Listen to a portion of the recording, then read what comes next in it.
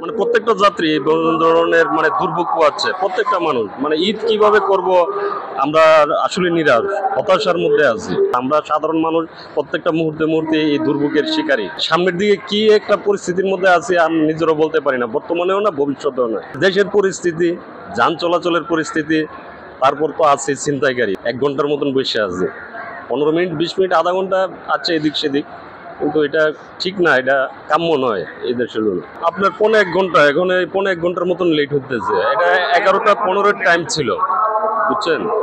তারপর এর আগেও একটা তিতাস ছিল, তিতাসটাও লেট করছে। রাস্তায় নাকি কি দুর্ঘটনা, পরে এটা জয়ন্তীকার অপেক্ষা করলাম, জয়ন্তীকে এখন আবার লেট, প্রায় 1.5 ঘন্টার মতন লেট।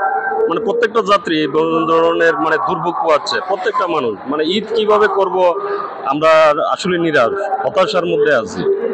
ওইদিকে মা বাবা আত্মীয় স্বজন বাচ্চা কাচ্চা অপেক্ষা করতেছে। প্রত্যেকটা মানুষ অপেক্ষার পালা কিন্তু অনেক ভারী হয়ে দাঁড়ায়, বুঝছেন, এক একটা মিনিট এক একটা ঘন্টা। এই আর কি অবস্থা। আমরা সাধারণ মানুষ প্রত্যেকটা মুহূর্তে মুহূর্তে এই দুর্ভোগের শিকারী। ঘুরে ফিরে আমরা সাধারণ মানুষই কিন্তু দুর্ভোগের শিকার।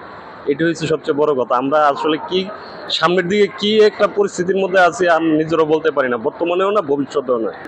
এই তো পরিস্থিতি বলতে যায় ঈদ করব, ওই শুরুটাই মানে একটা বাধা। প্রায় 1.5 ঘন্টা ধরে বসে আছি। যাওয়ার পর যে বাচ্চা কাচ্চা নিয়ে সেটা যে ঈদ করতে পারবো কতটুকু সঠিক, তাও একটা দুর্ভোগের শিকার।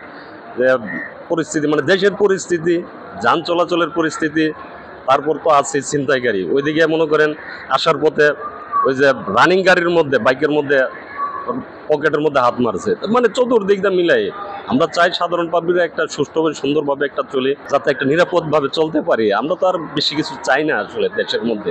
1 ঘন্টার মতন বসে আছে, 15 মিনিট 20 মিনিট আধা ঘন্টা আছে এদিক সেদিক, কিন্তু এটা ঠিক না, এটা কাম্য নয় এই দেশের জন্য।